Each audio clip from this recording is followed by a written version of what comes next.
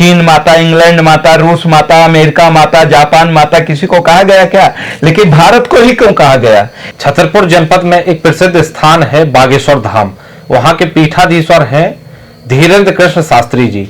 तो हम आपसे जानना चाहते हैं महाराज जी कि धीरेन्द्र कृष्ण शास्त्री जी आपकी नजर में क्या है? एक संत है, जादूगर है, या भगवान के अवतार हैं? हमें गर्व हो रहा है कि हमारे छतरपुर की भूमि के हमारे बालक और विदेश में भी जाकर के डंका बजाते हैं। जो हमारे देश में राज कर गए वहां हमारा डंका बज रहा है, और भारतीय मूल का नागरिक वहां राजा बना बैठा हुआ है।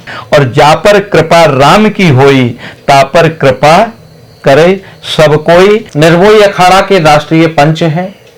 आप कामदगिरी पीठ के महामंत्री भी हैं, ट्रस्ट के। धीरेन्द्र कृष्ण शास्त्री का जन्म हुआ तो ये इनसे वो ज्यादा प्रीत करते थे, सेतु महाराज।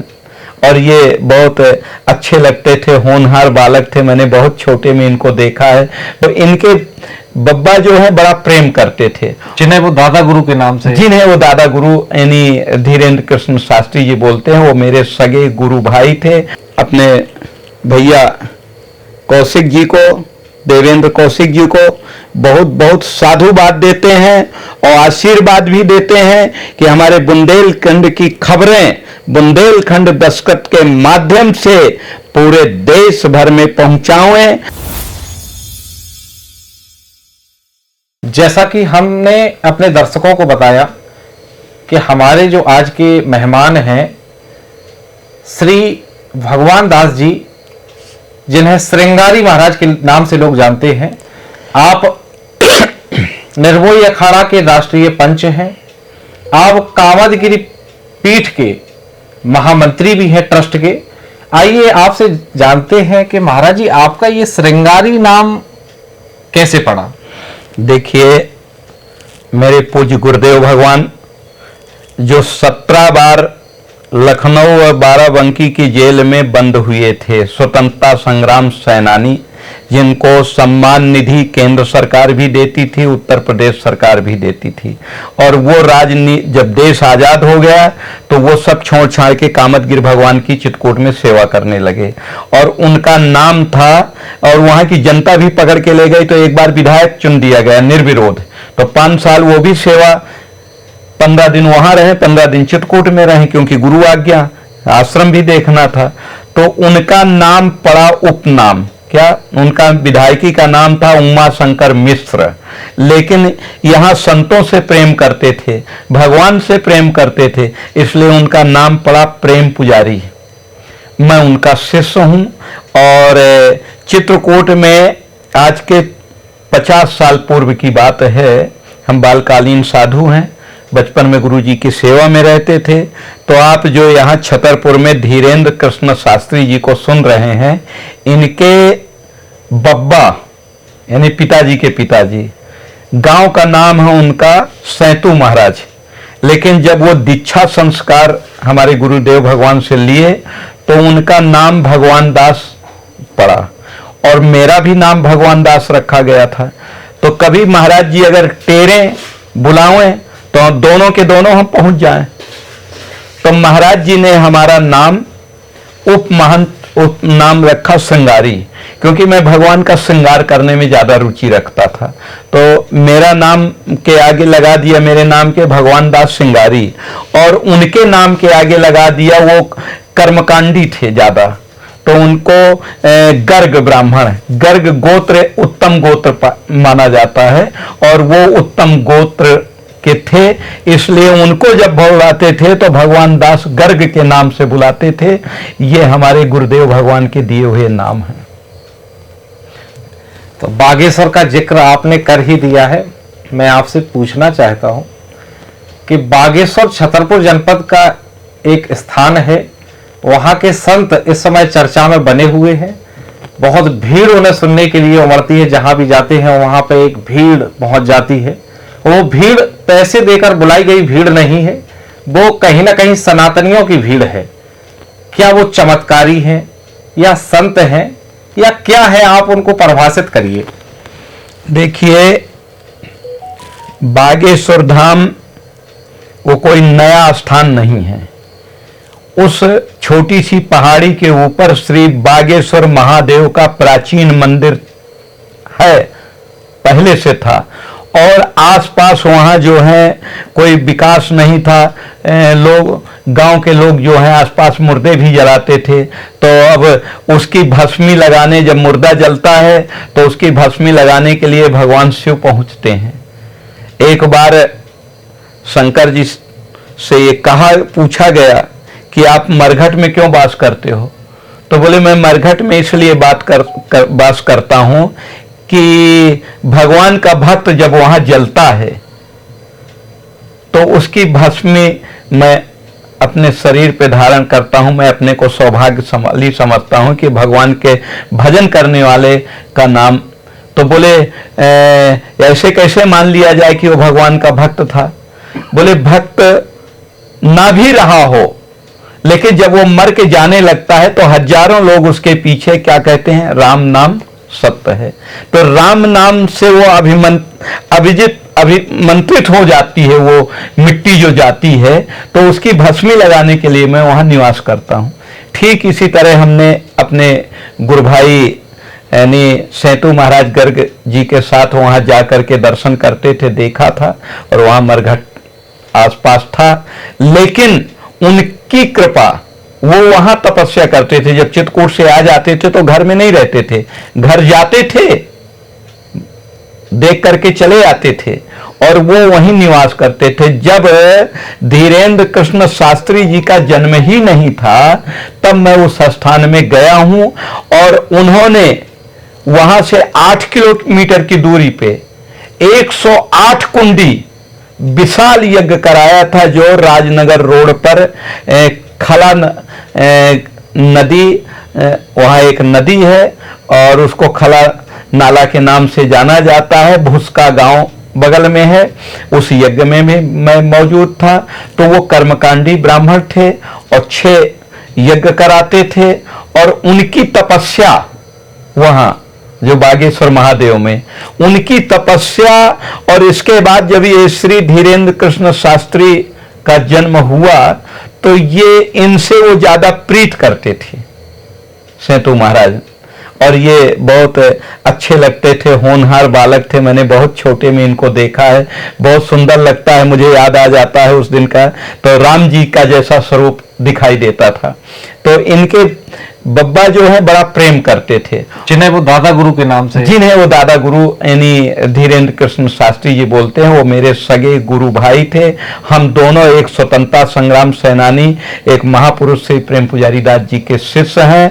और 90 के यानी उस मामले में, अयोध्या वाले में, वो मेरे साथ थे। हम दोनों वहां गए थे। छतरपुर जनपद में एक प्रसिद्ध स्थान है बागेश्वर धाम। वहां के पीठाधीश्वर हैं धीरेन्द्र कृष्ण शास्त्री जी। तो हम आपसे जानना चाहते हैं महाराज जी कि धीरेन्द्र कृष्ण शास्त्री जी आपकी नजर में क्या है? एक संत है, जादूगर है, या भगवान के अवतार हैं? क्या है वो? देखिए, वो एक मानव है, न संत है न भगवान है। जो साधारण माताओं के गर्भ से पैदा होता है वो भगवान नहीं होता है। भगवान तो भय प्रगट कृपाला, भय प्रगट गोपाला, भगवान प्रगट होता है। लेकिन धीरेन्द्र कृष्ण शास्त्री जो हैं, उनके ऊपर महापुरुषों की पूर्व से कृपा हुई है। उनके दादा गुरु की कृपा है, संतों की कृपा है। वहां पूर्व में सन्यासी बाबा एक सिद्ध संत हो चुके हैं, उनकी कृपा है। और साथ साथ जब हमारे पूर्वजों की कृपा होती है, पूर्वजों की तपस्या का फल हमको मिलता है, तो भगवान की भी कृपा होती है। और जा पर कृपा राम की होई, ता पर कृपा करे सब कोई। भगवान राम की कृपा है। वो हनुमान जी के अच्छे सेवक हैं और हनुमान जी की प्रत्यक्ष कृपा उनके ऊपर है। मैंने भी देखा है, कोरोना काल में मेरे ये दोनों हाथ जो हैं काम नहीं कर रहे थे, तो मैं भी जाकर के उनसे सवाल किया। तो पता नहीं वो कुछ गुनगुनाए और मेरे दोनों हाथों में, मेरी भुजाओं में उन्होंने हाथ फेरा और बोले हनुमान जी महाराज सब ठीक कर देंगे, आपको कुछ हुआ है। तो मैं बराबर तब से ठीक हूं। तो मैं खुद मानता हूं कि ये चमत्कार नहीं है, ये भगवान की कृपा है। भगवान स्वयं अपने भक्तों को प्रकट करके और उन पे अपनी शक्ति प्रवेश करके उनसे काम करवाते हैं। आज जो ये लहर हिंदुत्व की जगी हुई है, जो सनातन धर्म का प्रचार प्रसार उनके मुखारबिंद से हो रहा है, ये भगवान की ही कृपा है। और भगवान की कृपा के कारण जा पर कृपा राम की होई ता पर कृपा करे सब कोई। जब राम जी ने कृपा किया है, हनुमान जी प्रत्यक्ष उनके साथ चल रहे हैं, तो संत के दर्शन के लिए और उनकी कृपा पाने के लिए अपने आप जनता जनार्दन इकट्ठा हो जाती है। वो किसी को बुलाने थोड़ी जाते हैं कि आप मेरे पास आओ, अपने आप सुन सुन करके लोग जा रहे हैं और लोगों की कामनाएं पूरी होती हैं, लोगों की इच्छा पूरी होती है। इसलिए लोगों की श्रद्धा उनके प्रति अटूट श्रद्धा है। और उन्होंने जो ये आवाज उठाई है हिंदुत्व की, हिंदू राष्ट्र का मतलब क्या है? हिंदू राष्ट्र है ये, लेकिन हमारे हिंदू राष्ट्र के जो उसमें बैठे हुए हैं पदाधिकारी, चाहे मुख्यमंत्री हो या प्रधानमंत्री हो, उनको वो सोए हुए हैं, तो उनको जगाने का काम ये संत महात्मा और विद्वान और अपने कथा पीठों से उनको जगाया जाता है कि भगवान राम जब यहाँ के राजा थे तब क्या स्थिति थी? क्या किसी के पहले किसी बाप के सामने किसी का बेटा मरता था क्या? ऐसा राम राज्य में कभी नहीं हुआ। यहां तक कि जब राम जी 14 साल के लिए वनवास चले गए, तो उस अयोध्या की धरती में 14 साल तक ना कोई पैदा हुआ और ना कोई मरा, ये स्थिति थी। तो वही हम चाहते हैं कि जो राम जी के समय पे था, ये राम जी की भूमि है, राम जी को हम अपना राजा मानते हैं और राम राज्य की कल्पना करते हैं कि हमारे जो सत्ताधारी हैं उनको भगवान सद्बुद्धि दे और वो अपनी कलम के माध्यम से, अपने यानी प्रभाव स्वभाव से इसको ऐसा विकसित करें कि ये पूरे विश्व का विश्व गुरु बन जाए। पहले भी विश्व गुरु ये था भारत भूमि। आप बताइए, किसी देश को माता कहा गया है क्या? भारत माता, चीन माता, इंग्लैंड माता, रूस माता, अमेरिका माता, जापान माता, किसी को कहा गया क्या? लेकिन भारत को ही क्यों कहा गया? इसलिए कि इस भारत में भगवान राम जैसे अवतरित हुए हैं, भगवान कृष्ण जैसे अवतरित हुए हैं। इस भारत की भूमि बुंदेलखंड क्षेत्र में ऐसी महिलाओं का जन्म हुआ है जिन्होंने सत्यत्व का कायम किया है, जिन्होंने ब्रह्मा विष्णु महेश जैसे तीनों देवताओं को पलना पे झूला झूला दिया। माता अनसुईया ने डाल दियो पालना, झूल रहे तीनों देव बन करके लालना। तो ये क्या है? ये सनातन की शक्ति है, ये भगवान राम की भक्ति की कृपा है। इसलिए इनको जगाते हैं हमारे सब धर्माचार्य। हमारे धीरेन्द्र कृष्ण शास्त्री जी बुंदेलखंड का गौरव बढ़ाया है। छतरपुर को लोग जानते नहीं थे, आज लोग जानने लगे छतरपुर कहाँ है, तो छतरपुर को यानी पूरे देश के पटल में रख दिया, विश्व में, पूरे विश्व में, और पूरे भारत में ही नहीं अपितु पूरे विश्व में।